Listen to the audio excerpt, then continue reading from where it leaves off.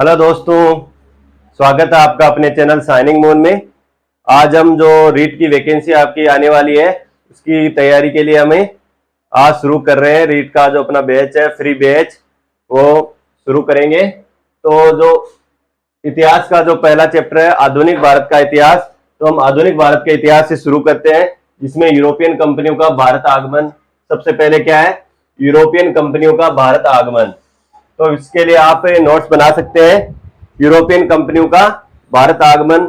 पुर्तगाली सबसे पहले कौन आए? पुर्तगाली आए, डच आए, अंग्रेज, डेन और फ्रांसीसी। सबसे पहले कौन आए?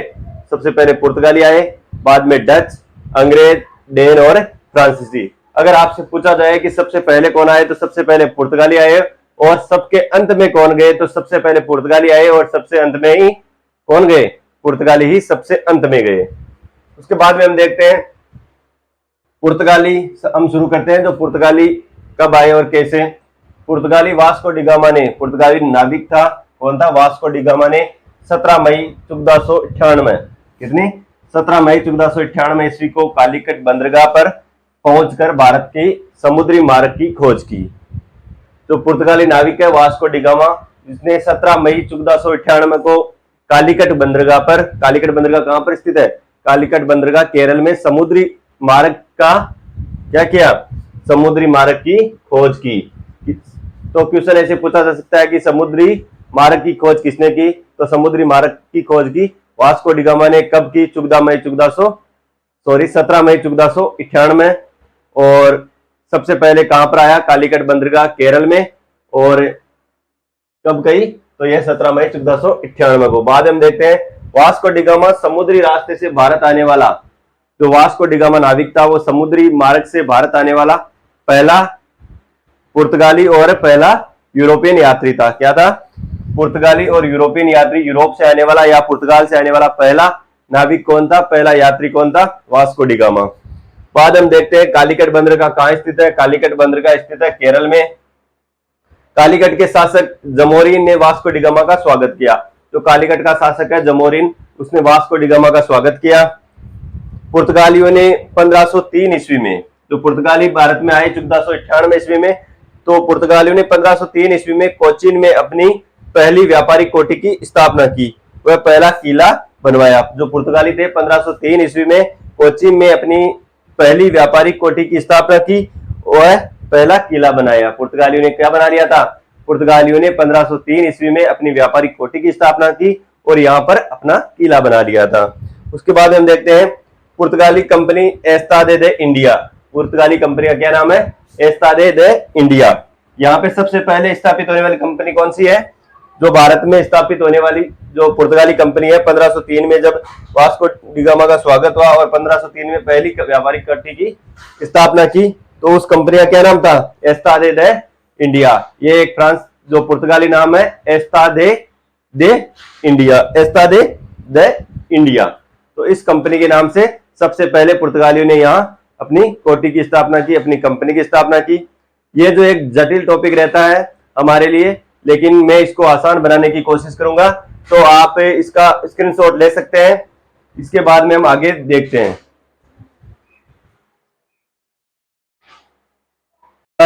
वाइसराय फ्रांसिस्को डी अल्मेडा 1505 से 1509 ईस्वी में।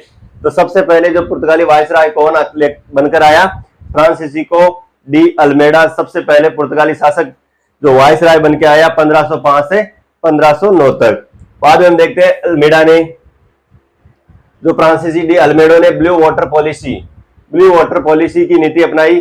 तो ये क्या है? नीला पानी की नीति इसने अपनाई। तो आपसे क्वेश्चन पूछा जा सकता है ब्लू वाटर पॉलिसी, नीला पानी की नीति किसने अपनाई? तो अल्मेडो, फ्रांसीसी जो पुर्तगाली वाइसराय था अल्मेडो ने ये नीति अपनाई। बाद में हम देखते हैं Alphonso de Albuquerque. Alfonso de अल्ब्रुक को भारत में पुर्तगाली साम्राज्य का वास्तविक संस्थापक माना जाता है। अल्फांसी डी अल्ब्रुक को भारत में पुर्तगाली साम्राज्य का वास्तविक संस्थापक माना जाता है। किसको माना जाता है? तो वास्तविक संस्थापक कौन हो गया? Alfonso de Albuquerque. Alfonso de Albuquerque वास्तविक संस्थापक माना जाता है। अल्ब्रुक ने 1510 ईस्वी में बीजापुर के शासक यूसुफ आदिल शाही से गोवा छीन लिया था। जो बीजापुर का शासक था कौन था बीजापुर का शासक? यूसुफ आदिल शाही से गोवा को छीन लिया था। किसने छीना? अलब्रुक ने 1510 ईस्वी में बीजापुर के शासक यूसुफ आदिल शाही से गोवा छीन लिया। पुर्तगाली शासक नीनू डी कुन्हा, पुर्तगाली शासक कौन था? नीनू डी कुन्हा ने 1503 ईस्वी में कोचीन की जगह गोवा को राजधानी बनाया। तो यूसुफ आदिल शाही से गोवा छीन लिया गया था, तो उसको 1530 ईस्वी में कोचीन की जगह, पहले इनकी राजधानी क्या थी? पहले इनकी राजधानी कोचीन थी, तो कोचीन की जगह गोवा को अपनी राजधानी बना लिया। किसने बनवाया? नीनू डी कुन्हा ने, जिसका शासनकाल था 1529 से 1538 तक इनका शासन रहा। 1530 ईस्वी में इसने कोचीन से जो राजधानी है वो गोवा ट्रांसफर कर दी। उसके बाद हम देखते हैं पुर्तगालियों ने भारत में तंबाकू की खेती तथा प्रिंटिंग प्रेस की शुरुआत की। तो क्वेश्चन पूछा जा सकता है कि सबसे पहले तंबाकू की शुरुआत किसने की? तो तंबाकू की शुरुआत किसने की? भारत में तंबाकू की खेती, सबसे पहले तंबाकू की खेती पुर्तगालियों के द्वारा शुरू की गई और प्रिंटिंग प्रेस भी यहाँ शुरू की गई। तो बार बार कंपटीशन एग्जामों में क्वेश्चन पूछा जाता है कि पुर्तगालियों ने भारत में किन की खेती शुरू की? तो तंबाकू की और प्रिंटिंग प्रेस की। गोवा में प्रथम प्रिंटिंग प्रेस की स्थापना की किसने की? पुर्तगालियों ने गोवा में प्रथम प्रिंटिंग प्रेस की स्थापना की। पुर्तगालियों ने हिंद महासागर से होने वाले व्यापार पर अधिकार कर लिया। क्या कर लिया? जब हिंद महासागर से व्यापार हो रहा था, उस व्यापार पर पुर्तगालियों ने अपने अधिकार कर लिया और कोटर्स पद्धति के आधार पर, किस पद्धति पर? कोटर्स पद्धति पर बिना परमिट के भारतीय व अरबी यात्रियों को, जो अरबी जहाजों को अरब सागर में प्रवेश वर्जित कर दिया। जो कोटर्स पद्धति है उसके बिना परमिट के भारतीय व अरबी जहाजों को अरब सागर में प्रवेश से वर्जित कर दिया। तो ये थे पुर्तगाली, इनकी जो पहली कंपनी थी एस्तादे डी इंडिया और अलब्रुक फ्रांसिसी डी अल्मेडो आदि इनके जो वायसराय रहे। अब हम देखते हैं डच। तो दूसरी यूरोपियन भारत आए वो कौन से थे? डच थे। डच भारत आए। डच को क्या कहा जाता है? हॉलैंड। डच का नाम बदलकर हॉलैंड कर दिया गया। हॉलैंड के बाद में इसका नाम नीदरलैंड हो गया। अभी वर्तमान में इसका नाम क्या है? नीदरलैंड। पहले इसे हॉलैंड बोला जाता था और वहां पर जो रहते थे वो डच, और अभी हॉलैंड को नीदरलैंड कहने लगे। देखते हैं भारत में डचों ने मसूलीपट्टनम, क्या है? मच्छीपट्टनम या मसूलीपट्टनम, ये मसूलीपट्टनम या मच्छीपट्टनम में 1605 में प्रथम डच कारखाने की स्थापना की। प्रथम डच कारखाने की स्थापना कब की? 1605 ईस्वी में मसूलीपट्टनम या मच्छीपट्टनम स्थान पर 1605 में प्रथम डच कारखाने की स्थापना की। भारत में पुलिकट स्थित गैलेड्रिया, कौन सा दुर्ग है? गैलेड्रिया दुर्ग के अलावा किसी भी डच बस्ती की किलेबंदी नहीं थी।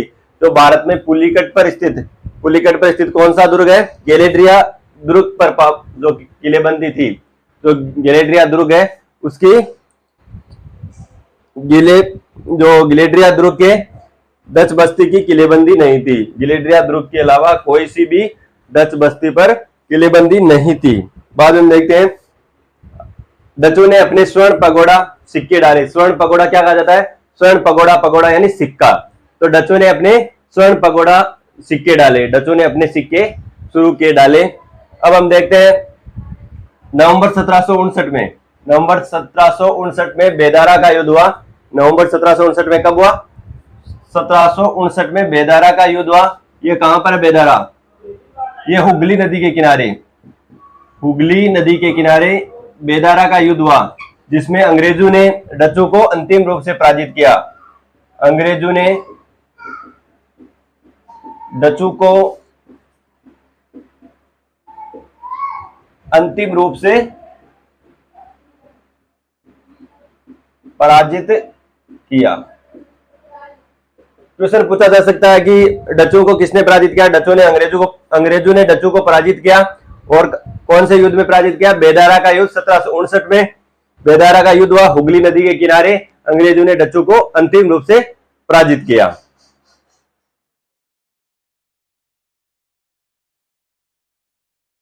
तो यह था आज का सेशन। आज का सेशन आपको कैसा लगा? अगर सेशन अच्छा लगा हो तो अपने दोस्तों को जरूर शेयर करें, और चैनल पर अगर नए हो तो चैनल को सब्सक्राइब करें, और अपने दोस्तों को जरूर बताएं कि फ्री जो रीट वाला कोर्स चल रहा है उसका वो इसमें शामिल हो सके। Thank you for watching.